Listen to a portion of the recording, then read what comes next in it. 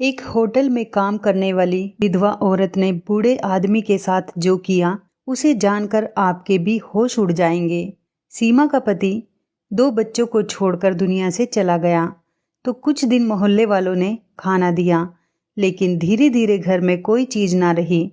तो सीमा बच्चों की भूख को देखकर बाहर निकल गई और होटल पर बर्तन धोने लगी। और शाम को उसे कुछ पैसे मिले तो रास्ते में एक वृद्ध आदमी मिल गया। वो बोला, मेरी बेटी बीमार है, मेरी मदद कर दो। तो सीमा उस वृद्ध आदमी को पैसे देकर घर चली आई और बच्चों को बोली, थोड़ी देर तक खाना आ जाएगा, और खुद आंचल में मुंह छिपाए आंसू बहाने लगी। बच्चे सो गए और थोड़ी देर बाद दरवाजे पर दस्तक हुई तो सीमा की आंखें फटी की फटी रह गई, क्योंकि सीमा कभी अपने हाथों में पकड़ी अपनी तनख्वाह को देख रही थी जो उसने पूरा महीना मेहनत करके कमाई थी, तो कभी अपने सामने रोते हुए वृद्ध आदमी को जो उस वक्त बेबसी से उसके सामने अपने दोनों हाथ जोड़कर मिन्नतें कर रहा था, भगवान के लिए मुझे कुछ पैसे दे दो। वो बूढ़ा बहुत रोए जा रहा था। वह सड़क से गुजरने वाला हर इंसान का हाथ पकड़कर उसकी मिन्नतें कर रहा था। जी मेरी एक ही तो बेटी है, वो ही मेरा सहारा है, भगवान के लिए मुझे पैसे दे दो, वरना हॉस्पिटल में वो तड़प तड़प कर मर जाएगी। लेकिन कोई उसकी मदद करने को तैयार ना था। कोई उसका हाथ झटक देता तो कोई उसे पीछे धकेल देता था।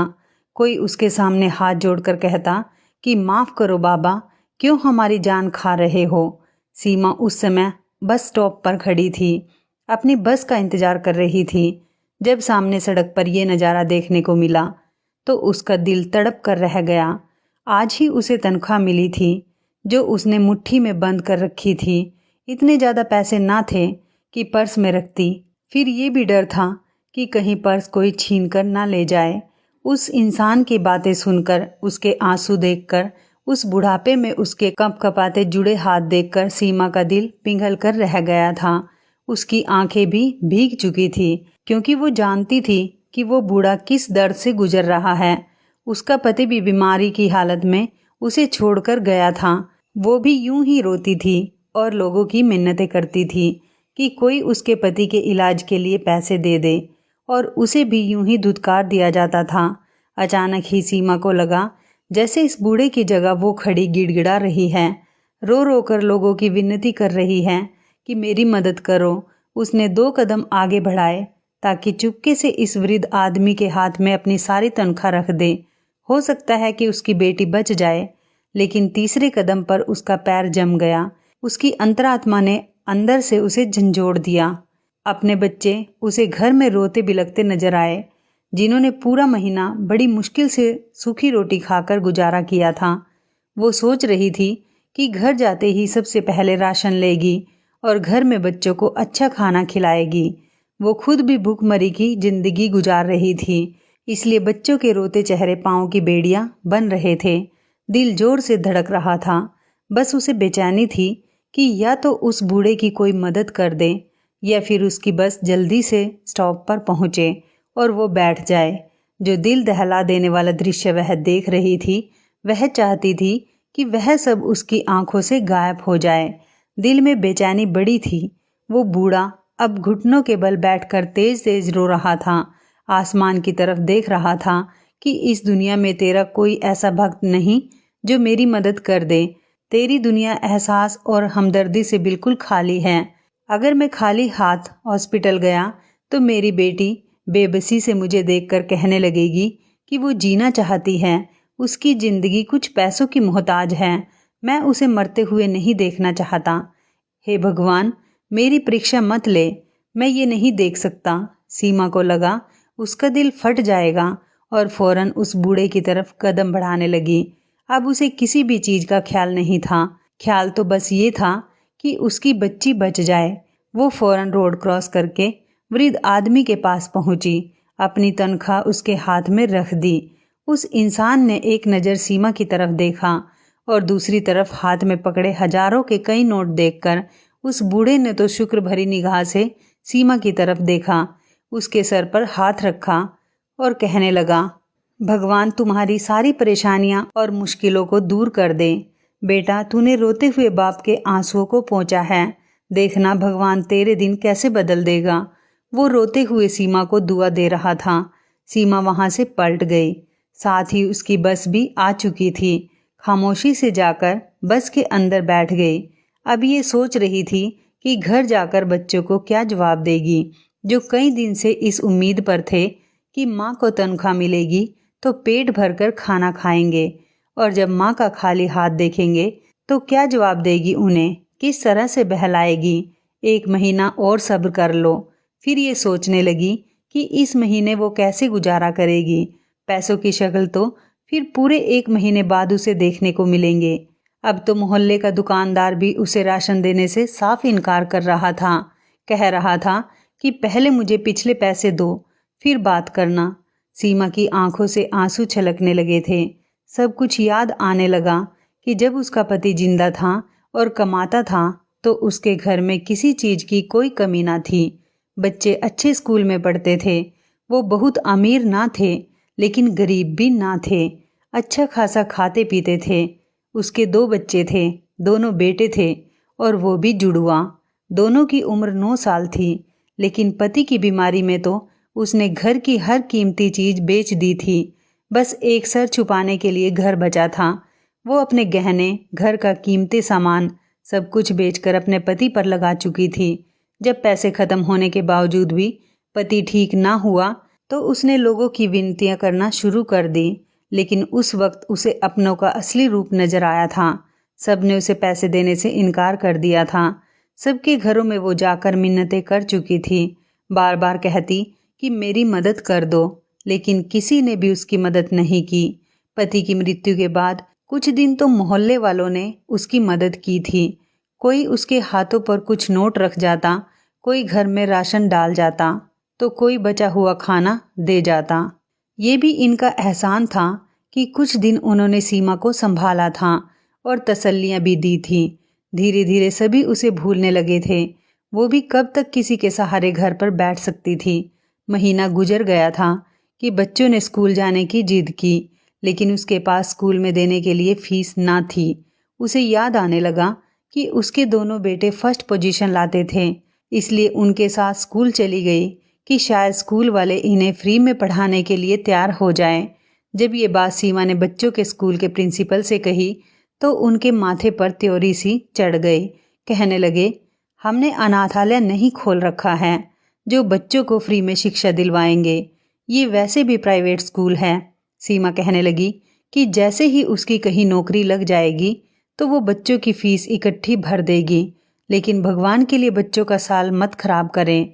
मैडम ने कहा कि नहीं, वो इस तरह से अगर बच्चों पर तरस करने लगे तो आधे से ज़्यादा स्कूल के बच्चे तो फ्री में पढ़ने के लिए कहेंगे। उन्होंने साफ कह दिया कि ऐसा करें, अपने बच्चों को गवर्नमेंट स्कूल में डाल दें, वहाँ पढ़ाई फ्री है। सीमा बच्चों को जब वापस लाई तो यही सोच चुकी थी कि बच्चों को गवर्नमेंट स्कूल में डाल देगी, लेकिन इन्हें शिक्षा जरूर दिलवाएगी। अगले दिन उसने अपने दोनों बेटों को गवर्नमेंट स्कूल में दाखिल करवा दिया और वो दूसरों के घरों में कामकाज करने लगी ताकि बच्चों का पेट पाल सके। लेकिन वो पैसे पूरे नहीं होते थे। इनसे तो बस वो आटा ही खरीद सकती थी। कभी थोड़ी सी शक्कर और तेल ले आती और बच्चों को पराठे के ऊपर शक्कर डालकर दे देती। लेकिन एक दिन जब दोनों बच्चे स्कूल से घर आए तो रो रहे थे। सीमा ने कारण पूछा तो उन्होंने अपने हाथ आगे कर दिए। दोनों के हाथ लाल हो रहे थे। कहने लगे कि टीचर ने बहुत जोर से डंडा मारा है। कहते हैं कि इतने दिन से तुम लोग स्कूल आ रहे हो, तुम लोगों ने यूनिफॉर्म क्यों नहीं खरीदी। यह कहकर एक बेटे ने अपनी शर्ट उतारी तो सीमा का दिल दहल गया था। पूरी कमर पर डंडों के निशान थे। कहने लगा, माँ, हमें इस स्कूल में नहीं पढ़ना। यहाँ के टीचर बहुत सख्त हैं, बार बार बात बात पर बहुत मारते हैं। सीमा ने जब जाकर ये बात वहाँ की प्रिंसिपल से कही तो वो कहने लगी कि आपको खुद ही सोचना चाहिए, और वैसे भी क्या गरीबी है कि आप यूनिफॉर्म भी बच्चों को नहीं दिला सकती। सीमा ने कहा कि उसके वाकई हालत बहुत ख़राब हैं।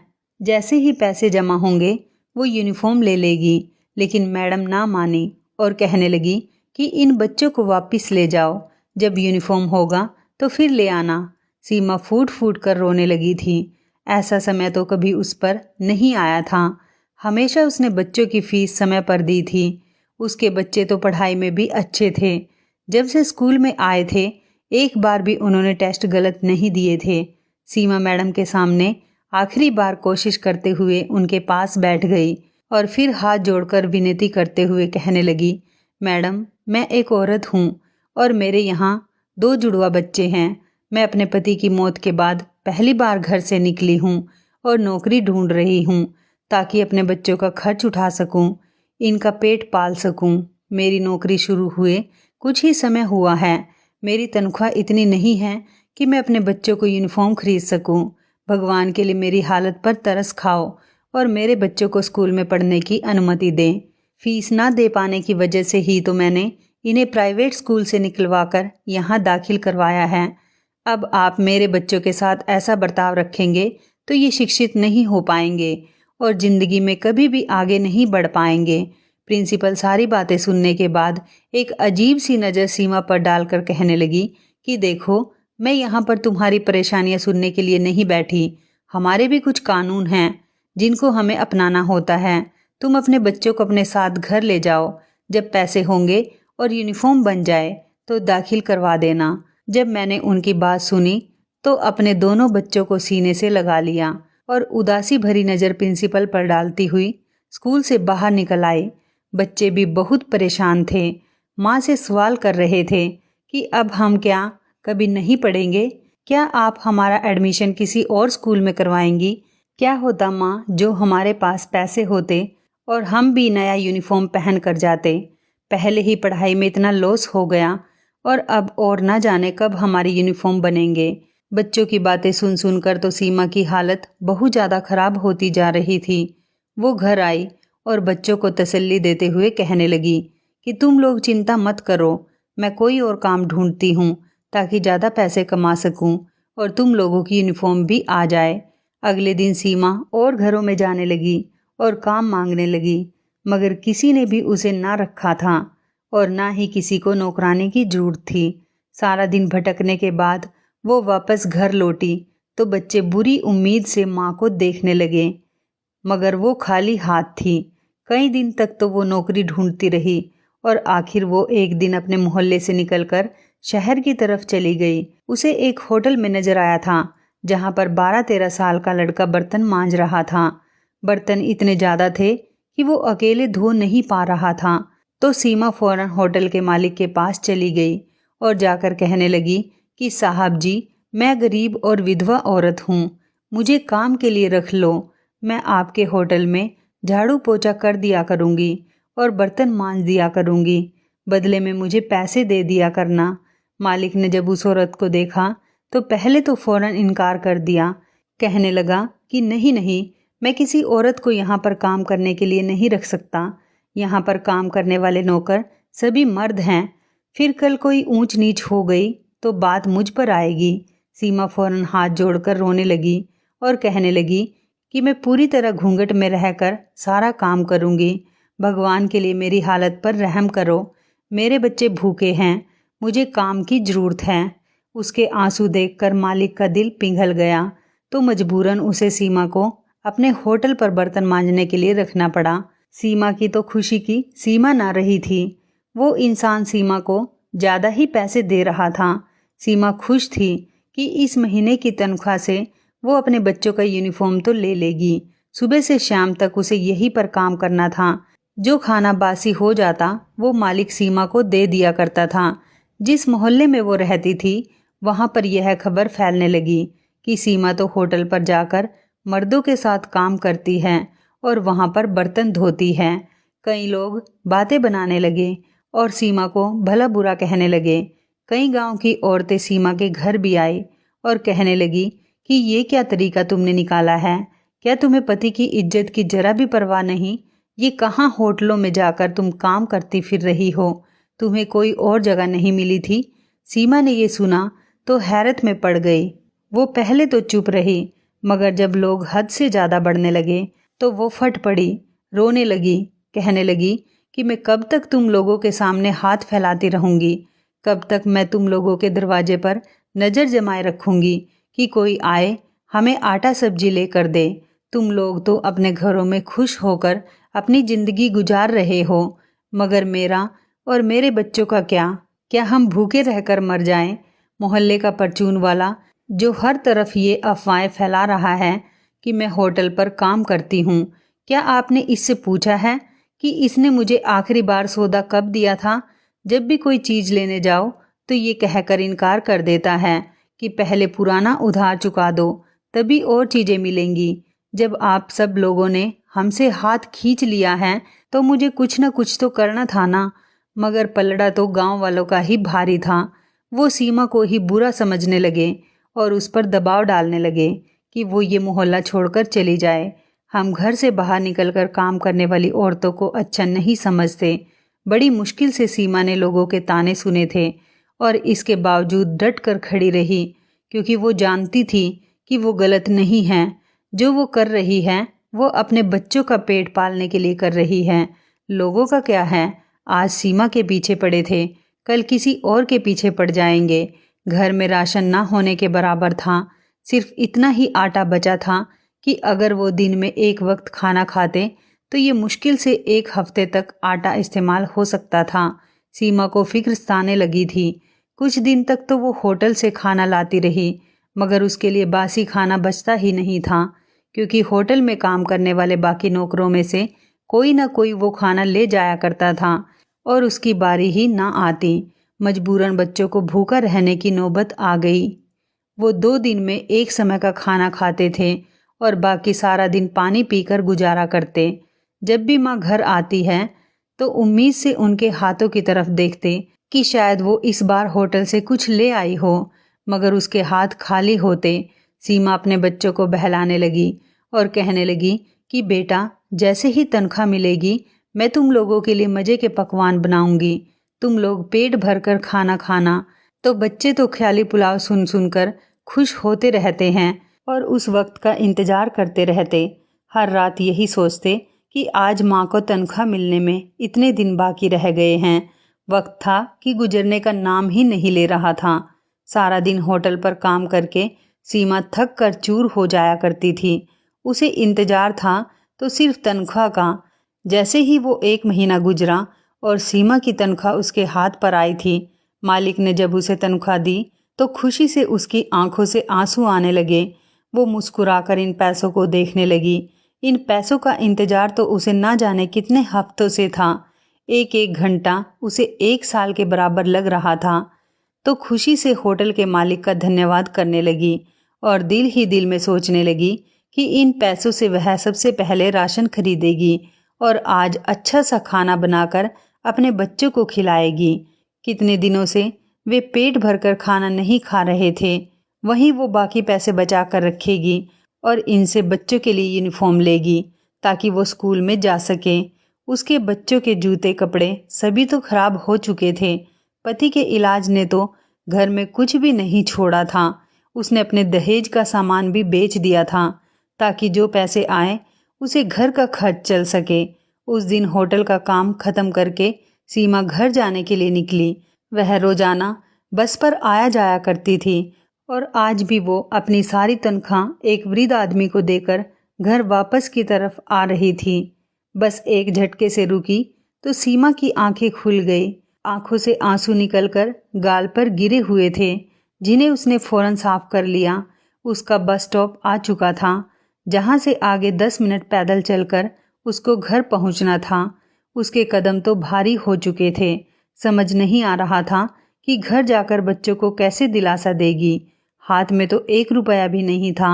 अगर बच्चे पूछेंगे तो वो कैसे उन्हें समझाएगी कि अब वो पैसे किसी वृद्ध आदमी को दे आई हैं। वो सफ़र जो ये तेज तेज कदम उठाकर 7-8 मिनट में तय कर लेती थी, आज 20 मिनट लग चुकी थी। फिर घर के दरवाजे के बाहर पहुंचकर एक गहरी सांस ली और अपने भगवान से कहने लगी कि मेरी मदद करना, मुझे इतनी हिम्मत देना कि मैं अपने बच्चों के सामने जा सकूं। सीमा ने अपने आंसू साफ किए और घर में दाखिल हो गई। दरवाज़ा खुलने की आवाज़ बच्चों ने सुनी तो दौड़कर बाहर आए। उनकी नज़रें पहले माँ के चेहरे पर और फिर माँ के हाथों की तरफ थी। उन्हें तो पता था कि आज माँ को तनख्वाह मिलेगी और सीमा भी सुबह उन्हें कहकर गई थी कि वो उनके लिए बहुत सी चीज़ें लेकर आएगी।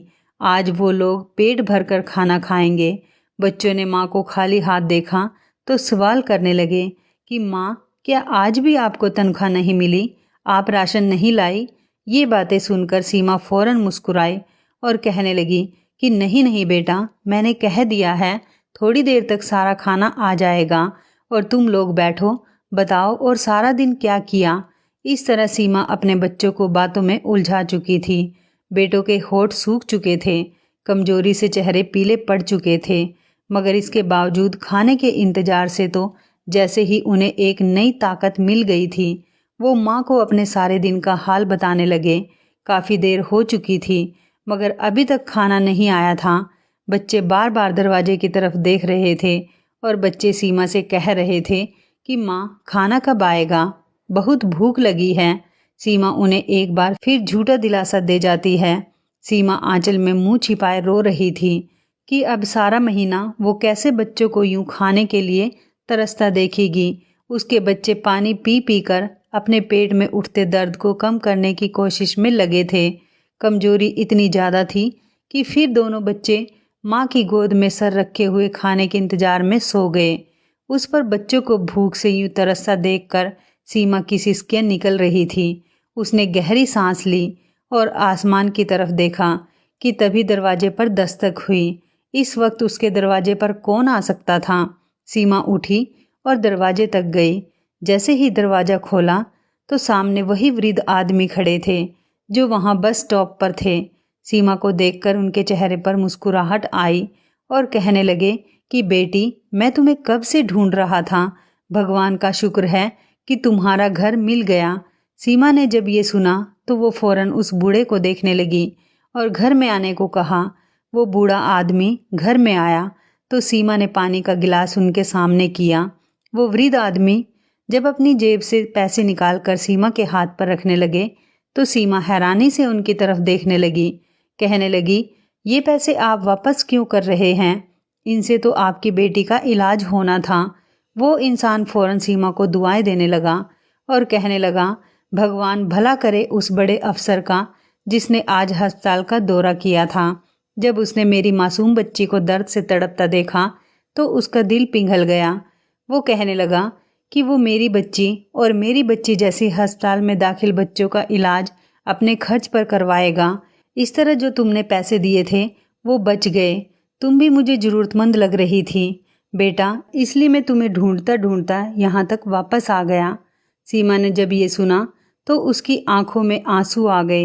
बूढ़ा पैसे देकर वहाँ से चला गया और सीमा इन पैसों को वापस अपने पास देखकर रोने लगी थी।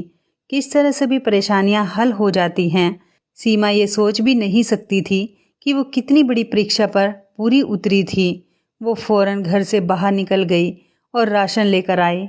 उसने खाना बनाना शुरू किया तो अच्छे पकवान की खुशबू सूंघकर बच्चे नींद से उठ गए। माँ को खुशी खुशी खाना बनाते देखा तो उनकी खुशी का ठिकाना नहीं रहा। कुछ देर बाद तीनों ने पेट भरकर खाना खाया और सीमा भगवान का धन्यवाद करती रह गई। ये उसकी परीक्षा थी जिसमें वो पूरी उतर चुकी थी और भगवान की तरफ से उसे आशीर्वाद मिल चुका था। कुछ ही हफ्तों बाद होटल में बावर्ची काम छोड़कर चला गया तो मालिक ने सीमा से खाना बनाने को कहा। सीमा का खाना इतना स्वादिष्ट था कि मालिक उसी से ही खाना बनवाने लगा और सीमा बंद कमरे में रहकर खाना बनाने लगी और उसकी तनख्वाह भी बढ़ गई थी। ये सीमा की परीक्षा के दिन थे जो भगवान उससे ले रहा था और सीमा इस परीक्षा में पास हो गई थी तो भगवान ने उसके लिए खुशी के सारे दरवाजे खोल दिए थे। किसी ने सच ही कहा है, जब हम किसी ज़रूरतमंद की सहायता करते हैं तो भगवान हमारी मदद करने के लिए स्वयं ही आ जाते हैं। इसलिए दोस्तों, जब भी आप किसी की सहायता करते हैं तो ये बात हमेशा याद रखना कि आपके द्वारा जब भी किसी असहाय व्यक्ति की मदद की जाती है वो कभी भी व्यर्थ नहीं जाती, बल्कि उसका 100 गुना फल आपको किसी न किसी रूप में मिल ही जाता है। तो इस कहानी के बारे में आपकी क्या राय है, कमेंट करके ज़रूर बताइएगा। दोस्तों, आपको हमारी ये मज़ेदार कहानी कैसी लगी, आप हमें कमेंट बॉक्स में ज़रूर बताएं। यदि आपके पास भी ऐसी कोई प्यारी सी कहानी है या फिर ऐसी कोई कहानी जिससे कुछ शिक्षा मिले तो आप हमारे साथ उसको ज़रूर शेयर करें। दोस्तों, यदि आपको हमारी ये वीडियो अच्छी लगे तो आप हमारी इस वीडियो को लाइक शेयर ज़रूर करें और ऐसी ही दिल को छू लेने वाली प्रेरणादायक कहानियाँ सुनने के लिए हमारे चैनल को भी सब्सक्राइब करें। यदि आप हमें फेसबुक पर देख रहे हैं तो आप हमारे फेसबुक पेज को लाइक और फॉलो ज़रूर करें। तो दोस्तों, फिर मिलते हैं ऐसी ही ज़बरदस्त कहानी या टिप्स के साथ नई वीडियो में। तब तक के लिए धन्यवाद। आप सभी अपना ख्याल रखना। आपका दिन शुभ व मंगलमय हो।